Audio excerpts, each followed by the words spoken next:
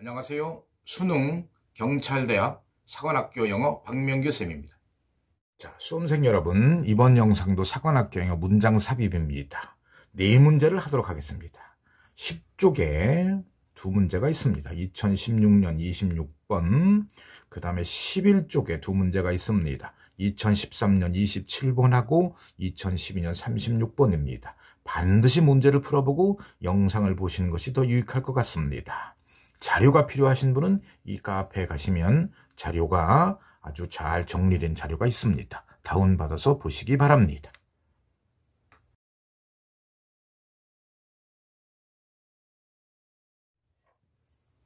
(2016년 26번을) 보도록 하겠습니다. 그리고는 이것은 결코 사라지지 않을 것입니다. 이 this가, 지시사 this가 중요한 시그널인 것 같습니다. 이것은 결코 사라지지 않을 것입니다. 지금도 사라지지 않을 것이고 22세기에도 사라지지 않을 것이고 1000년이 지나도 사라지지 않을 것입니다. 모든 지도자는 죽습니다. 이 부분이 중요한 것 같아요. 그렇지요? 모든 지도자는 죽습니다. 자, 보십니다. 카리스마가 있는 리더의 모델을 보게 되면 이 부분이 명사절입니다. 접속사 대시 생략돼 있어요. 우리는 생각하고 있습니다. 세계가 정확하게 반대 방향으로 가고 있다고. 이게 중심 내용 같습니다. 그렇죠? 뭐예요? 카리스마가 있는 리더하고 세계하고 정반대로 움직이고 있다. 그러면 그 이해하는 그 구체적인 내용을 얘기하겠지요. 보십니다. 단지 21세기를 보세요. 거의 전 세계가 민주주의를 향해서 가고 있습니다. 그러니까 세계가 민주주의로 가고 있다. 그러면 카리스마가 있는 리더는 그 반대다. 그런 얘기를 하고 있는 것 같습니다. 자, 민주주의 바로 그 본질은 단 한 명의 지도자에게 지나치게 의존하는 것을 피하는 것이며, 그리고는 그 과정에 아주 중요한 초점을 두는 것입니다. 아마도 지난 세기에 단 한 명의 위대한 지도자였던 처칠조차도 국가와 그 과정에 비해서는 부차적이었습니다. 얘가 처칠보다 더 중요했다. 그런 얘기죠. 그리해서 2차 세계대전이 끝난 이후에 그 직에서 쫓겨났습니다. 그 다음 문장이 좀 복잡합니다. 자, 여기서부터 끝까지 얘를 수식합니다. 형용사절이지요.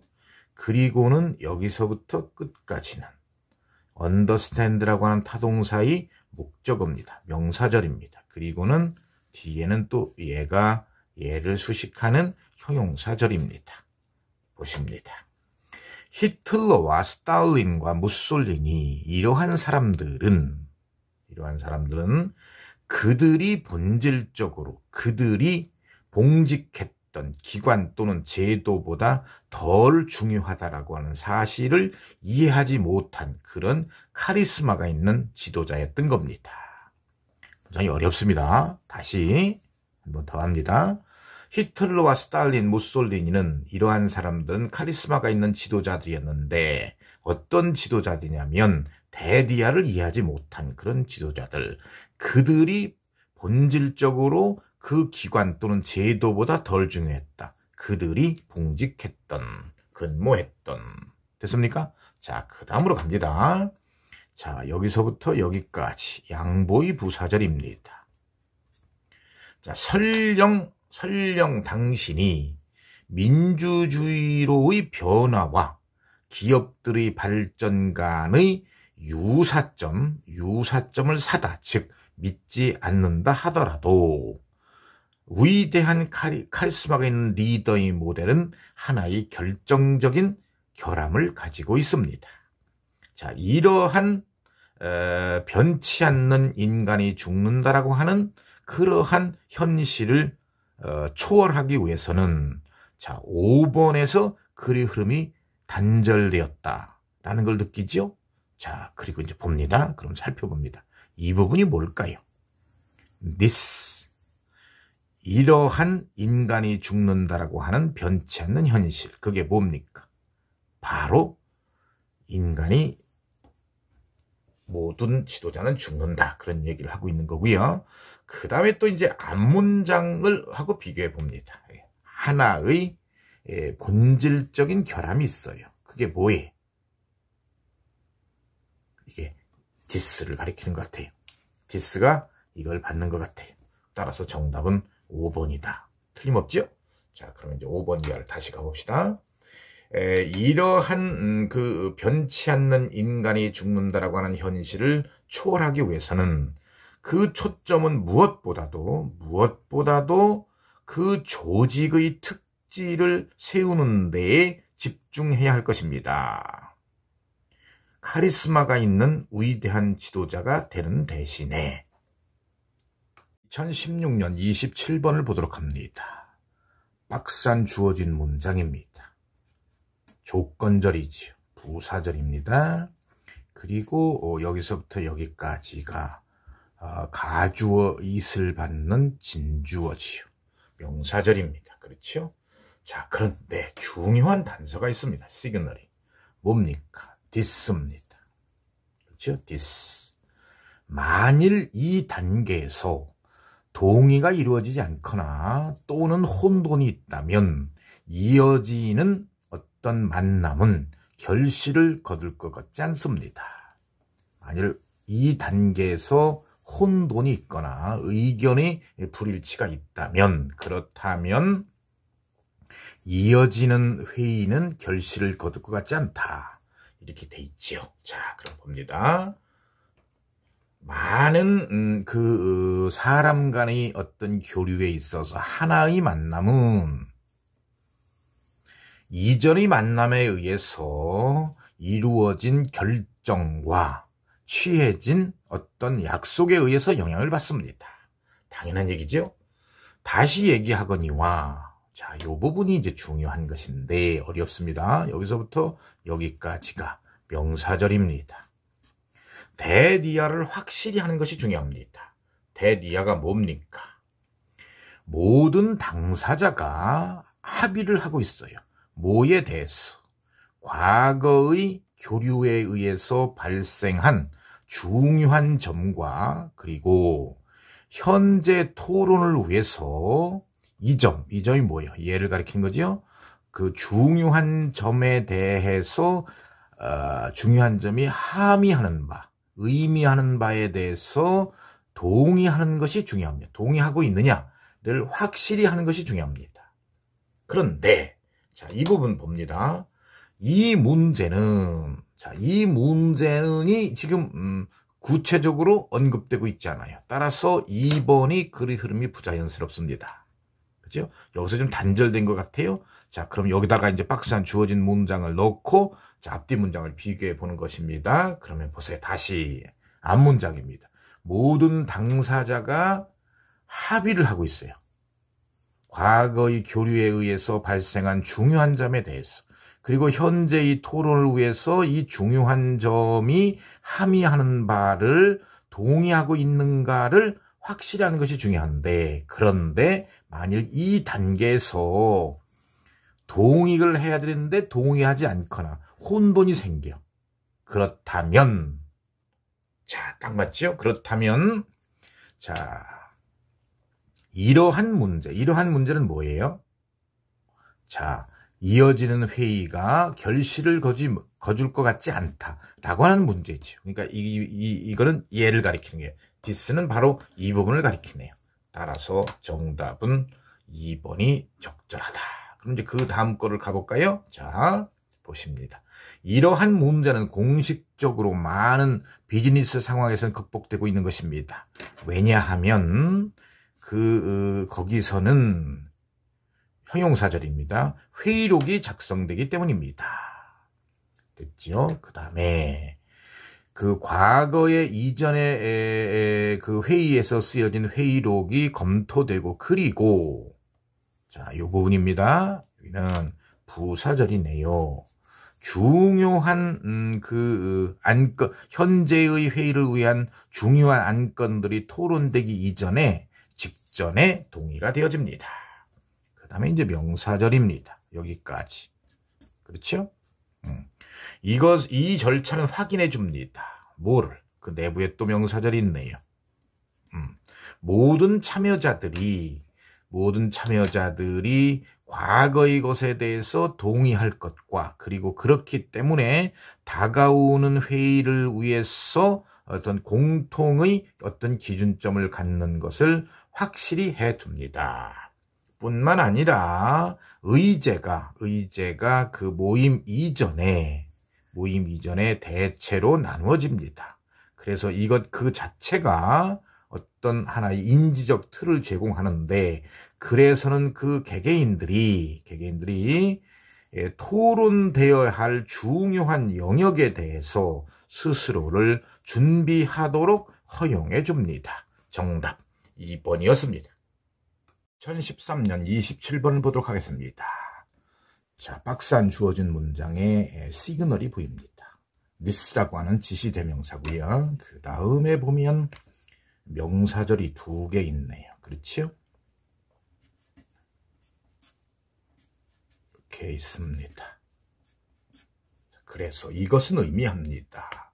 물이 보다 더 긴 시간 동안 그 토양 속에 머물러 있다는 것.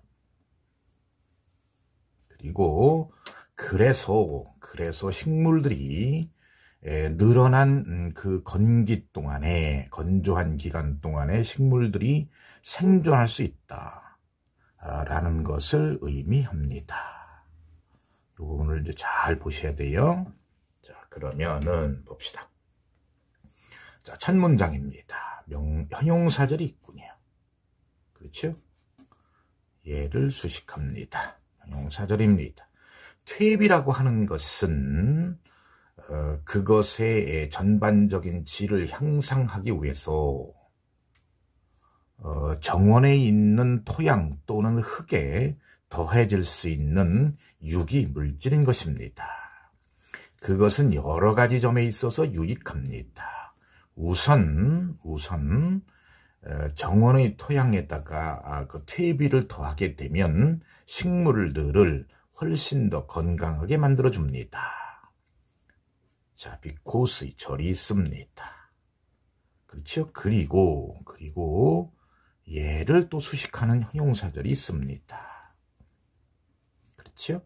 형용사절이에요, 요거는. 그런데 의미상 말이죠. 이 this is because의 this라고 하는 것은 앞에 있는 내용을 가르쳐서 이게 이제 결과고, because 이하는 원인 것입니다. 그러니까 앞에 있는 그러한 결과가 나온 것은 because 이하 때문입니다. 자, 볼까요? 퇴비가 대단히 중요하고, 그리고 식물들에게 식량의 역할을 하는 그러한 영양소를 포함하고 있기 때문입니다.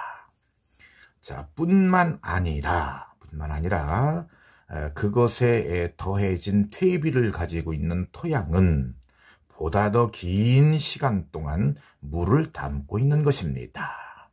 다음, 또 다른 그 퇴비의 이점은, 이제 여기서 이제 우리가 시그널 하나 얻으시죠. 또 다른 퇴비 이점이 있다니, 앞에 이점이 하나가 제시돼야 되겠지요. 따라서 요 3번을 전후로 글의 흐름이 부자연스럽고 단절됐다는 걸 느끼시죠?